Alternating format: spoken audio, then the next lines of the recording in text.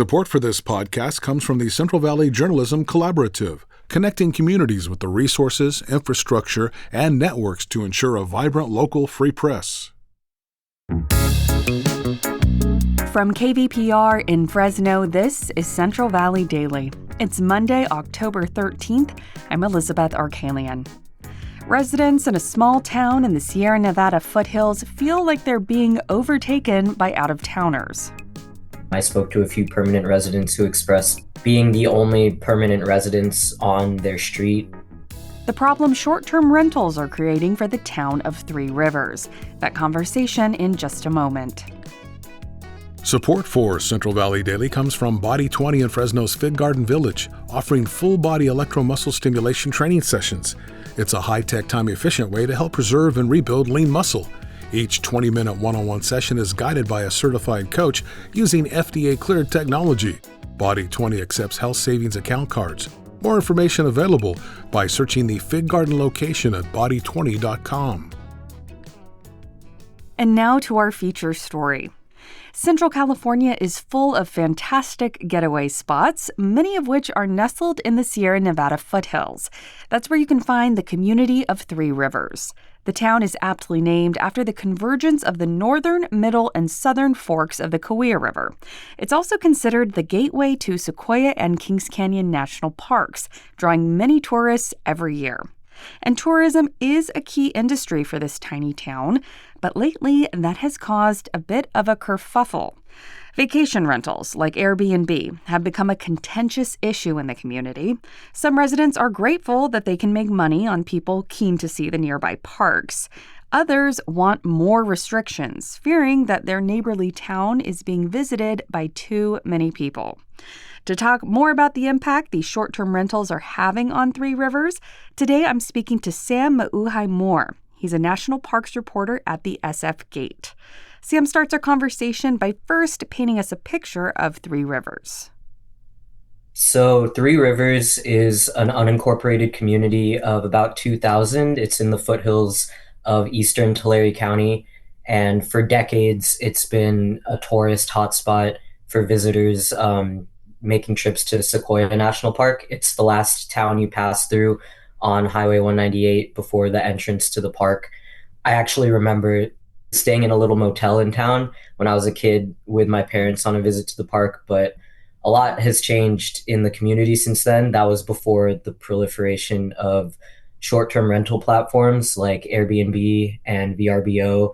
And since those platforms have taken hold over the past decade or so, the community's changed a lot. All right. Well, in your recent report, you dive into how the high number of Airbnb rentals has really become a contentious issue for people in Three Rivers. Do we know just how many of these rentals are actually in the area?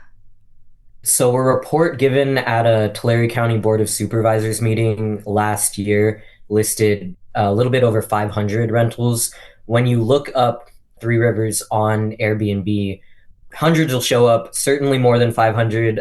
Sometimes I've seen 600, 700 in the immediate area. Just a huge number of rentals for how small the town actually is. Yeah, well, even 500, I mean, that would be 25% of the town if the population's 2,000 residents, right? Yeah, and from what I've heard from a few locals, that's the feeling that people get there. I spoke to a few permanent residents who expressed being the only permanent residents on their street. People who said their friends and neighbors have expressed not really having neighbors anymore. The town to them doesn't really feel like a community the way it used to, and that's kind of the issue at the heart of this debate that I wrote about after a recent trip there. Yeah, a high turnover of folks would certainly chip away at that sort of neighborliness you often get in a small community. But I think we should outline just specifically how having a high tourism footprint can really impact a community like Three Rivers. Like, what tangibly is different when there's a lot of folks coming in and out like that? Three Rivers is unique in that way. In terms of the rest of the county, it's really isolated. It's not backed up against any other communities. It's separated by Lake Cahuilla on one side and then by the whole Sierra Nevada on the other. But millions of people pass through the town to get to Sequoia National Park. It's completely a tourism economy. The restaurants, the stores there, the few hotels, everything relies on visitors to the park. So it's definitely shaped the town for decades. And I think the new aspect here is Airbnbs and other short term rentals kind of taking over the permanent housing market of the town. Like we talked about before, like a large number of single family housing in the town is now short term rentals. There are very few permanent residents, from what I heard. So it's always been a tourism economy, but I think that's what has really changed over the past decade. You spoke with several residents for your story, many of whom are upset at the proliferation of these short term rentals in Three Rivers. You Mhm. mentioned the impact on single family housing. Is that mostly why they're upset, or could you detail sort of just some comments you heard in your reporting process? Yeah, definitely the housing. Obviously, housing access isn't something that's unique to Three Rivers, but what is unique to the town is its geography. There isn't room to build more housing. So any kind of single family housing has kind of been swooped up by short-term rental owners, and residents expressed there being a lack of sort of a family environment now. There aren't a lot of families living in town. A few people I spoke to had concerns about the school system there because there are just not enough children. Someone I talked to who works with the high school there said that they had to cancel a yearly field trip to San Francisco last year for the first time besides the pandemic, just because not enough kids signed up for it. There is an elementary, I think it's like a K through 8 school in town, and then high schoolers are bused to Woodlake in the valley for high school. But a lot of concerns about the school system, the family oriented community aspects of the town just being completely changed. A few people I spoke to mentioned that Three Rivers used to have sports teams and different clubs for residents, and those just don't exist anymore. I think mainly people are concerned with their community just not really feeling like a community anymore. Now, Three Rivers is an unincorporated community, so that means that it falls under the Mhm. jurisdiction of Tulare County and doesn't have its own city council per se. Has Tulare County Mhm. tried to establish any guidelines or rules to limit short term rentals in the area? I mean, surely they've caught wind of frustration of residents. So the Tulare County Board of Supervisors and I think specifically Supervisor Eddie Valero, whose district includes Three Rivers, attempted to pass an ordinance last year. It wouldn't have limited the number of short-term rentals in the town, but it would have placed stricter regulations on existing rentals. It would have introduced noise ordinances and trash ordinances and just rules that would address a lot of the concerns that residents have regarding short-term rentals and their occupants. That ordinance did not pass.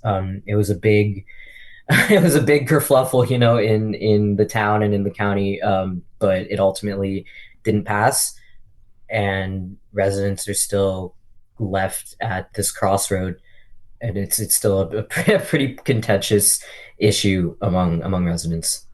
We've talked a lot about the criticism, but I found it interesting that not all Three Rivers residents are up in arms about these Airbnb rentals. You spoke with Kara Brown, who lives in Three Rivers. Mhm. What did she tell you?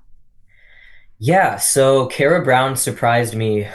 I think a lot of the anti short-term rental residents of town have this idea of a short-term rental owner as someone who lives outside of town, probably in LA or the Bay Area, doesn't know much about the town, is some like hyper wealthy investor type who just bought property in Three Rivers to make a profit off of Airbnb. And while I'm sure there are some owners that fit that description, there's a whole swath of short-term rental owners in town who are also residents of town, a large number of whom are retired and who are using profits off of operating a short-term rental to fund their livelihood, basically. And that's what I learned from Kara Brown. She and her husband have operated a short-term rental on a small detached studio on their property in town. They live in the main property. They're retired. They credit their ability to stay in town to the profits made off of Airbnb. And she expressed to me that it's just been this fiery debate in town. She formed a coalition with a few other hosts who are also residents. She credits this coalition to the ordinance's failure last year. But she just showed me a side to Airbnb ownership in town that, just paints a different picture from what I've heard from other residents. Does it look like Tulare County will consider any future laws around short-term rentals, or is this an ongoing issue, or are they kind of moved on for now? From what I've seen and what I was able to garner, I mean, the spokesperson I spoke to from the county was not willing to share much with me, but it looks like things have kind of paused for now. Obviously, residents are still upset. Residents on both sides are still upset. But with the failure of last year's ordinance, I think things are kind of at a pause for right now. That was Sam Mauhay-Moore. He's a National Parks reporter with the SF Gate. Thank you so much for your time. Thank you so much for having me.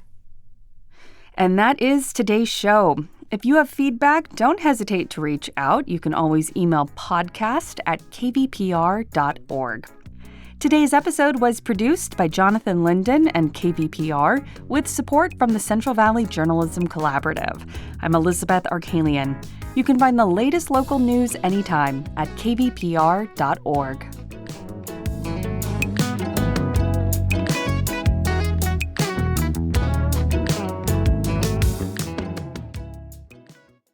Sources and methods, the crown jewels of the intelligence community. Shorthand for how do we know what's real? Who told us?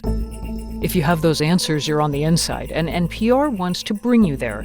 From the Pentagon to the State Department to spy agencies, listen to understand what's really happening and what it means for you.